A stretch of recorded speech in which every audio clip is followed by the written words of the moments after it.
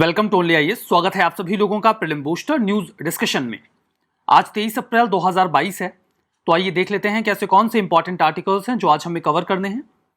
हमारा first article प्रोनुस दीनबंधुआना के बारे में है। हाल ही में मणिपुर के कुछ साइंटिस्ट ने एक नई प्लांट स्पीसीज को खोज लिया है जो कि चेरी ब्लूजम की है। ये नई प्लांट स्पीसीज, इसे नाम दिया गया है जो डॉक्टर दीनबंधु साहू हुआ करते थे, जो उनका कंट्रीब्यूशन रहा है उसी को रिकॉग्नाइज करते हुए प्रोनुस दीनबंधुआना। फर्दर, ये जो प्लांट है ये 25 से 30 मीटर ऊंचा होता है। अगर ये डेंस मिक्स्ड एवरग्रीन फॉरेस्ट में हो तो थोड़ा सा डिफरेंट है जापानीज चेरी ब्लॉसम से, बिकॉज वो मार्च और अप्रैल के महीने में ब्लूम करता है या फिर खिलता है, जबकि ये नवंबर के महीने में ब्लूम करता है। चेरी ब्लॉसम की अगर हम बात करते हैं तो इसे सकुरा ये भी कहा जाता है। ये नेशनल फ्लावर है जापान का, और इंडिया जो है वो 28th कंट्री है जहां पर इस प्रकार के प्लांटेशंस को किया जाता है। हमारा नेक्स्ट आर्टिकल फिनक्लुवेशन के बारे में है। IPPB यानी कि इंडिया पोस्ट पेमेंट बैंक ने अनाउंस किया है फिनक्लुवेशन। यहां पर देखिए, बेसिकली एक परमानेंट प्लेटफॉर्म तैयार किया जाएगा जहां पर एक और IPPB तो रहेगा ही, इंडिया पोस्ट पेमेंट बैंक तो रहेगा। इसके अलावा जो फिनटेक स्टार्टअप्स हैं, ऐसे स्टार्टअप्स जो फाइनेंशियल टेक्नोलॉजी के फील्ड में बढ़िया काम कर रहे हैं या करना चाहते हैं, वो यहां पर आके पार्टिसिपेट करेंगे और कोशिश करेंगे कि नए और इनोवेटिव फाइनेंशियल सॉल्यूशंस क्रिएट करें। ये इंडस्ट्री फर्स्ट इनिशिएटिव है, पावरफुल प्लेटफॉर्म की तरह वर्क करेगा जहां पर स्टार्टअप्स आ पाएंगे और मीनिंगफुल जो फाइनेंशियल प्रोडक्ट्स है वो डेवलप कर पाएंगे जिनका इस्तेमाल आम लोग कर पाएंगे। इसके अतिरिक्त जो फिनक्लुवेशन है ये स्टार्टअप्स को एक और मौका देगा कि वो IPPB के साथ तो काम कर ही पाएंगे, इसके अतिरिक्त जो डिपार्टमेंट ऑफ पोस्ट है उसके साथ भी उनका एक जुड़ाव हो पाएगा। हमें कुछ बढ़िया सॉल्यूशंस मिलेंगे, कुछ ऐसे प्रोडक्ट्स जिनको पायलट बेसिस पे हम तैयार कर पाएंगे और लेटर ऑन देखेंगे कि फाइनेंशियल सेक्टर में उसका कैसे और कितना इस्तेमाल हो पाएगा। इंडिया पोस्ट पेमेंट बैंक की बात करते हैं। 2018 में इसको स्टैब्लिश किया गया था डिपार्टमेंट ऑफ पोस्ट के तहत, जो कि मिनिस्ट्री ऑफ कम्युनिकेशन के तहत काम करता है। गवर्नमेंट ऑफ इंडिया की 100% इक्विटी है, ये यू कैन से कि ये गवर्नमेंट ओन्ड है। जो बैंक है इसका विजन तो बिल्कुल साफ है कि जो फाइनेंशियल सर्विसेज हैं उन्हें ज़्यादा एक्सेसिबल बनाना है, अफोर्डेबल बनाना है, और जो कॉमन लोग हैं, चूंकि जो पोस्टल सिस्टम है उस पर लोगों का काफ़ी पहले से काफ़ी ज़्यादा ट्रस्ट रहा है। जो अनबैंक्ड या अंडर बैंक्ड एरियाज़ हैं, बैरियर्स खत्म होंगे, बैंकिंग सिस्टम वहाँ तक पहुँच जाएगा। इसका रीज़न ये है कि जो पोस्टल सिस्टम है उसकी ब्रांचेस 1,60,000 जो पोस्ट ऑफिसेस हैं वो पूरे भारत में ऑलरेडी एक नेटवर्क के तौर पे बिखरे हुए हैं, जिनमें से 1,45,000 तो आपको रूरल एरियाज में ही मिलते हैं। तो इस नेटवर्क का इस्तेमाल बैंकिंग के लिए किया जा सकता है। पेपरलेस, कैशलेस और प्रेजेंसलेस जो बैंकिंग है उसको इससे फ़ायदा मिलेगा। इनका मोटो बिल्कुल साफ है, every customer is important, every transaction is significant and every deposit is valuable. यहाँ पर देखिए, बैंकिंग के ऊपर एक क्वेश्चन था 2010 के प्रीलिम्स में। बैंक्स का नेशनलाइजेशन, रीजनल रूरल बैंक्स का फॉर्मेशन और विलेजेस में बैंक, ये जो कई सारे बैंक्स होते हैं वो विलेजेस को अडॉप्ट करते हैं, तो विलेजेस का अडॉप्शन, इनमें से कौन सा स्टेप फाइनेंशियल इंक्लूजन को इंश्योर करता है? सही जवाब है ये तीन के तीनों ही, जहां पर जिन लोगों के पास बैंकिंग सर्विसेज नहीं है वो बैंकिंग से जुड़ पाते हैं, और ये काम तो इन तीनों में ही होगा। हमारा नेक्स्ट आर्टिकल स्पैक्स के बारे में है, यानी कि special purpose acquisition company. Special purpose acquisition company, जिन्हें आप शॉर्ट में स्पैक्स बोल सकते हैं। हाल ही में इनके संबंध में कुछ रेगुलेटरी फ्रेमवर्क लाया गया है। स्पैक्स क्या होते हैं? स्पैक्स ब्लैंक चेक कंपनीज होती हैं, मतलब एक ऐसी कंपनी जिसके पास कोई ऑपरेशंस है ही नहीं। यहां पर यह कंपनी IPO इशू करती है, यानी कि इनिशियल पब्लिक ऑफर। यह IPO एक ऐसी कंपनी ऑफर कर रही है जो हाल ही में बनी है, जिसके पास कोई ऑपरेशंस नहीं है। और ये IPO क्यों इशू करते हैं? इस IPO के जरिए ये लोगों से लेते हैं पैसे। अब लोग भला इस कंपनी में पैसे क्यों डालेंगे जिसके पास कोई कमर्शियल ऑपरेशन है ही नहीं? इस IPO का बेसिक ऑब्जेक्टिव ये होता है कि हम एक नई कंपनी का एक्विजिशन करेंगे, मतलब एक नई कंपनी को खरीदा जाएगा, और इस कंपनी को खरीदने के लिए आप पैसे दीजिए। बता देते हैं कि इस पार्टिकुलर सेक्टर की कंपनी को हम खरीदना चाहते हैं और इसीलिए हम IPO इशू कर रहे हैं। यहां पर सबसे बड़ा रोल होता है प्रमोटर्स का या फिर स्पॉन्सर्स का। लोग पैसे प्रमोटर्स या स्पॉन्सर्स के नाम पर देते हैं या इन्वेस्टर्स के नाम पर देते हैं। वो लोग जो यहां पर इकट्ठा होते हैं आईपीओ इश्यू करने के लिए, जो स्पैक बनाते हैं, चूंकि वो अपनी इंडस्ट्री के बड़े लोग होते हैं, उनका बहुत नाम होता है और उनके साथ जुड़ा होता है एक्सपीरियंस, लोगों को भरोसा होता है कि अगर वो इनको पैसे दे रहे हैं तो वो जिस भी कंपनी का एक्विजिशन करेंगे वो बहुत ही वर्दी कंपनी होगी और उनके पास जब शेयर्स होंगे तो आने वाले समय में उन्हें इसका लाभ हो जाएगा। तो इनिशियल पब्लिक ऑफरिंग में ये जो इन्वेस्टर्स होते हैं इनका बहुत ही की रोल होता है। जो भी पैसा लोग देते हैं, यानी कि आईपीओ में जो भी पैसे इकट्ठे होते हैं, उन्हें एक एस्क्रो अकाउंट में डाल दिया जाता है।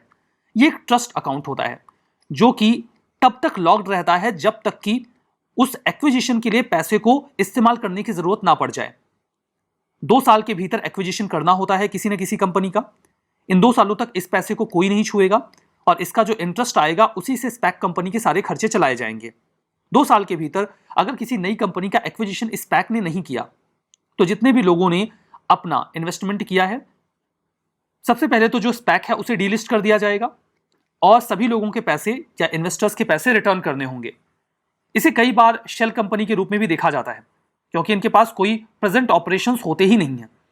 बस स्पॉन्सर्स के नाम पर लोग अपने पैसे इन्वेस्ट करते हैं ताकि एक नई कंपनी को खरीदा जा सके और इसीलिए जो भी पार्टिसिपेंट्स होते हैं वो प्रोमिनेंट लोग होते हैं। हमारा जो नेक्स्ट आर्टिकल है वो अर्थ डे के बारे में है। इस बार का अर्थ डे ऑब्जर्व किया गया, हर साल 22 अप्रैल को इसे ऑब्जर्व किया जाता है और थीम रही invest in our planet. For the first time Earth Day को ऑब्जर्व किया गया था 1970 में, जहां पर 20 मिलियन लोग सड़कों पे उतर आए थे प्रोटेस्ट करने के लिए, जो एनवायरमेंट का डिग्रेडेशन हो रहा है उसको लेकर। यहां पर यूएस के एक सीनेटर थे गैरी लॉर्ड नेल्सन, उन्होंने लोगों से आह्वान किया था कि वो आएं और पर्यावरण को बचाने के लिए सरकार के ऊपर दबाव बनाएं।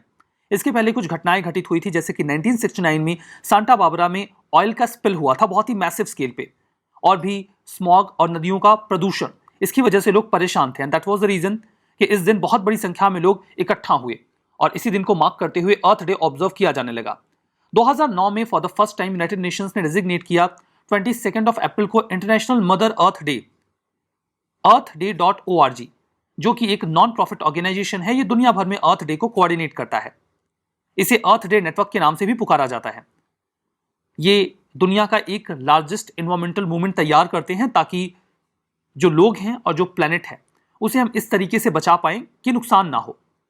ये माना जाता है कि जो पोल्यूशन है या फिर जो क्लाइमेट चेंज है या जो हमारे अर्थ का एनवायरमेंट है वो एक कलेक्टिव रिस्पॉन्सिबिलिटी है और इसी के आधार पर 1992 में रियो डिक्लेरेशन यानी कि अर्थ समिट भी आया, जहां पर हमने कहा कि ये कोई एक देश या कोई एक इंडिविजुअल नहीं कर पाएगा। यहां पर हमें हार्मनी को क्रिएट करते हुए सभी लोगों को एक साथ मिलकर एनवायरमेंट को प्रोटेक्ट करना होगा। इकोनॉमिक, सोशल और एनवायरमेंटल नीड्स इस तरीके से पूरी हों कि फ्यूचर जनरेशन और ह्यूमैनिटी के लिए वो हमेशा के लिए बनी रहे। ऐसा ना हो कि आज की जनरेशन पूरी तरीके से रिसोर्सेज को एक्सप्लॉइट कर ले और आने वाली जनरेशन के लिए कुछ बचे ही ना। कुछ important days: 22 March World Water Day, 22 April Earth Day, 22 मई World Biodiversity Day and 5 June World Environment Day. हमारा नेक्स्ट आर्टिकल ब्लू बॉब के बारे में है। हाल ही में एक स्टडी रिलीज की गई है ब्लू बॉब के बारे में। ब्लू बॉब के बारे में ऐसा कहा जा रहा है कि इसने आर्कटिक सी आइस जो वहां पर फैला हुआ है उसके पिघलने की दर में कमी की है। अक्सर हमें क्लाइमेट चेंज को लेकर ऐसे कंसर्न सुनने को मिलते हैं कि ग्लेशियर्स पिघल रहे हैं या जो आइस सेल्फ है वो भी पिघल रहे हैं, लेकिन ब्लू बॉब इन ग्लेशियर्स को पिघलने से बचा रहा है। ये अच्छी बात है, लेकिन स्टडी का यह भी कहना है कि अगर क्लाइमेट चेंज इसी दर से होता रहा तो ये ब्लू बॉब इन ग्लेशियर्स को पिघलने से बहुत समय तक नहीं बचा पाएगा। अब मन में सवाल आता है कि ब्लू बॉब है क्या? ये कोल्ड पैच है जो कि अटलांटिक ओशन में है, मतलब समंदर का एक ऐसा एरिया जो तुलनात्मक रूप से ठंडा है। क्यों ठंडा है और किस वजह से ऐसा होता है, इस संबंध में हमें कुछ खास जानकारी नहीं है। यह हमें आइसलैंड और ग्रीनलैंड का जो एरिया है उसके साउथ में मिलता है और इसके बारे में हमारे पास बहुत कम जानकारी है। सिर्फ इतना पता है कि 2014-15 के विंटर्स में वहां पर हमने कुछ डिटेक्ट किया कि बाकी एरियाज के तुलना में वहां पर जो टेम्परेचर है सी सरफेस का वो 1.4 डिग्री सेल्सियस कम था, यानी कि कोल्डर था। क्योंकि समंदर का टेम्परेचर बाकी जगहों की तुलना में कम होता है, ठंडा होता है, इसीलिए इस पूरे पैच को, इस पूरे एरिया को ब्लू बॉब नाम दे दिया गया। इसके सरफेस से जो भी हवा टकरा के गुजरती है वो ठंडी हो जाती है, इसीलिए वो ग्रीनलैंड और आइसलैंड में जो बर्फ के पिघलने की दर है या ग्लेशियर्स के पिघलने की दर है उसे कम कर देता है। ब्लू बॉब कैसे मदद कर रहा है आर्कटिक सी आइस के लिए? 1995 से 2010 यानी कि 2010 के बीच में जो आर्कटिक रीजन है वहां पर वार्मिंग काफी तेजी से बढ़ी और जो ग्लेशियर्स थे उनके पिघलने की दर 4 गुना बढ़ गई। 11 billion ton ice per year पिघलने लगी। लेकिन 2011 के बाद अचानक से यह दर कम हुई और इन ग्लेशियर्स के पिघलने की दर 5 billion ton ice per year आ गई। उसके बाद वैज्ञानिकों ने रुचि दिखाई और फिर उन्हें पता चला कि नॉर्थ अटलांटिक ओशन में एक पूरा पैच है जहां पर टेम्परेचर तुलनात्मक रूप से ठंडा होता है। ये आर्कटिक सी आइस को पिघलने से थोड़े समय के लिए रोक रहा है, जो कि बहुत अच्छी बात है, लेकिन कब तक, अभी संज्ञान लेना ही होगा। जो हमारा नेक्स्ट आर्टिकल है वो दमेस्कस गेट के बारे में है। रामदान जो 2022 का है वो शुरू हुआ है, उसके बाद से ही इजरायली फोर्सेस ने कई सारे लोगों को असॉल्ट और अरेस्ट किया है जो वहां के पैलेस्टीनियन रेसिडेंट्स हैं दमेस्कस गेट एरिया से। दमेस्कस गेट, जिसे बाब अल अमुद या गेट ऑफ द पिलर के नाम से भी पुकारा जाता है, काफी फ्लैश पॉइंट है ये पैलेस्टीनियंस और इजरायली फोर्सेस के बीच में। अक्सर टकराव की स्थिति यहां पर देखी जाती है ईस्ट जेरूसलम में, और ये काफी लंबे समय से चल रहा है। ये ऑटोमन एरा प्लाजा है, एक ऐसा एरिया जहां पर लोग इकट्ठा हुआ करते थे। जैसे ये पूरा आप इमेज में भी देख रहे होंगे, यहां पर लोग इकट्ठा हो सकते हैं, बैठ सकते हैं या गैदर हो सकते हैं। 1537 के बाद से ही 7 ओपन गेट्स हैं, जो बहुत बड़ा वॉल है जेरूसलम की ओल्ड सिटी का, उनमें से ये एक है दमेस्कस गेट। जो वॉल है इसे सुल्तान सुलेमान द मैग्निफिसेंट के समय में 16वीं सेंचुरी में बनाया गया था। इसकी सोशल, कल्चरल और पॉलिटिकल इंपॉर्टेंस है, काफी इंपॉर्टेंट लैंडमार्क मानते हैं इसे पैलेस्टीनियंस। जो दमेस्कस गेट है ये कुछ ओपन सोर्स स्पेसेस में से एक है जहां पर आसपास के लोग इकट्ठा होते हैं। दमेस्कस गेट नेशनल सिंबल हमेशा से रहा है जेरूसलमाइट्स के लिए, जो जेरूसलम के लोग हैं उनके लिए, और स्पेसिफिकली पैलेस्टीनियंस के लिए, जो इसके माध्यम से नेशनल आइडेंटिटी और यूनिटी को पोर्ट्रे करते हैं। इजराइल ने 1967 के वॉर के दौरान जो ईस्ट जेरूसलम का पूरा एरिया है जहां पर पैलेस्टीनियंस की मेजॉरिटी हुआ करती थी उसे ऑक्यूपाई किया, जबकि इंटरनेशनल लॉ के अकॉर्डिंग उन्हें ऐसा नहीं करना चाहिए था, बट ऐसा हो गया 1967 के वॉर में। इजराइल ने जेरूसलम को कंप्लीटेड और यूनाइटेड कैपिटल डिक्लेयर कर दिया है इजराइल के लिए। हालांकि दुनिया के ज्यादातर देश इस चीज को एक्नॉलेज नहीं करते हैं। हमारा नेक्स्ट आर्टिकल यूरोपा के बारे में है। यूरोपा जो कि जुपिटर का एक मून है, वहां पर माना जाता है कि बहुत बड़ी मात्रा में उसके सरफेस के नीचे पानी है। रिसर्चर्स ने अभी ये कहा कि वाटर पॉकेट्स हमें मिल सकते हैं बहुत बड़ी मात्रा में, जो वहां पे डबल रिजेस हैं जुपिटर के मून यूरोपा पे। वहां पर एक्चुअली वहां पर हमें कई सारी रिजेस मिलती हैं, मतलब रिज की एक लाइन ऐसे होगी और एक लाइन ऐसे होगी और बीच में एक डिप्रेशन वाला एरिया होगा, ठीक है। तो ऐसे हमें कई सारे रिजेस मिलते हैं पूरे यूरोपा पे। आपको ये जो लाइंस दिख रही है ना, बेसिकली ये वो रिजेस ही हैं। और ऐसा कहते हैं रिजेस के नीचे बहुत सारा पानी है। स्लाइटली छोटा है ये अर्थ के मून से, और इसका डायमीटर अर्थ का 1/4 है। एक बहुत ही थिन ऑक्सीजन का एटमॉस्फेयर है यूरोपा के पास। डायमीटर में ये अर्थ से छोटा है, लेकिन इसके पास जो पानी है उसकी मात्रा अर्थ के पास जो ओशंस में वाटर है उसकी दुगनी हो सकती है, ऐसी उम्मीद जताई जाती है। नासा एक्सपेक्ट कर रहा है कि वो लॉन्च करेगा यूरोपा क्लिपर 2024 में, जो चक्कर लगाएगा जुपिटर के चारों ओर और कई दफा यूरोपा के नजदीक से गुजरेगा और उसके बारे में जानकारी इकट्ठा करेगा। हमारा next article draft battery swapping policy के बारे में है। हाल ही में नीति आयोग ने इस पॉलिसी को रिलीज किया है। कई सारे इलेक्ट्रिक व्हीकल्स में या फिर जो इलेक्ट्रिक स्कूटर्स हैं उनमें जो बैटरी होती है उसकी धीमे धीमे परफॉर्मेंस कम हो जाती है। तो अब लोगों के पास ऑप्शन होगा कि वो जा सकते हैं और अपनी बैटरी को चेंज करके एक नई बैटरी ला सकते हैं, जिसके उन्हें कुछ एक्स्ट्रा चार्ज पे करना होगा। टाइम, स्पेस और कॉस्ट इफिशियंट सर्विसेज उन्हें मिल जाएंगी स्वैपेबल बैटरी के फॉर्म में। इसके लिए उन्हें बैटरी सस्ती मिले। स्वैप करने के बावजूद सरकार कोशिश कर रही है कि इन बैटरी प्रोड्यूसर्स को इंसेंटिवाइज कर दिया जाए।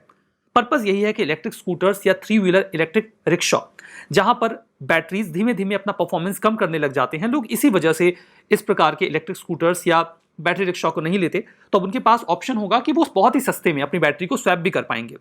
तो battery as a service business model यानी बास के तहत ये काम किया जा रहा है, जहां पर बैटरीज को चेंज किया जा सकेगा।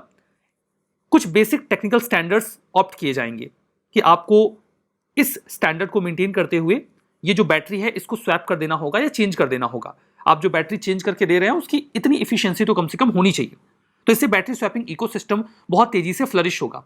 सरकार डायरेक्ट और इनडायरेक्ट फाइनेंशियल सपोर्ट भी देना चाहती है जो बैटरी प्रोवाइडर्स हैं उन्हें, ताकि वो सस्ती दरों पर बैटरी को स्वैप कर सके। और इसके लिए जीएसटी जो काउंसिल है उसको भी कहा जाएगा कि वो टैक्सेस हैं वो लोअर कर दें लिथियम आयन बैटरीज के लिए, ताकि आसानी से ये काम हो पाए। रिविजन करते हैं। प्रोनुस दीनबंधुआना नई प्लांट की स्पीसीज है चेरी ब्लॉसम की, जो वेस्टर्न घाट में खोजी गई है। गलत है, मणिपुर में इसको खोजा गया है। India post payment bank ministry of finance के तहत, ये भी गलत है। ये मिनिस्ट्री ऑफ कम्युनिकेशन के तहत आती है, तो ये भी गलत हो गया। स्पैक्स ये मनी को रेस करते हैं आईपीओ के फॉर्म में बिना किसी ऑपरेशन या रेवेन्यू के, ये तो सही है। Earth Day Network non profit organization है, सही है। डेमेस्कस गेट फ्लैश पॉइंट रहा है पैलेस्टीनियंस और इजरायली फोर्सेस के लिए काफी लंबे समय से, दैट्स ट्रू। इस सेशन की पीडीएफ आपको ओनली आईएएस के टेलीग्राम चैनल पे मिल जाएगी, जहां तक आप इस क्यूआर कोड को स्कैन करके भी पहुंच सकते हैं। तो वहां पे जाइए, पीडीएफ को डाउनलोड करिए और रिवीजन करना मत भूलिएगा। That's all for now, thank you very much.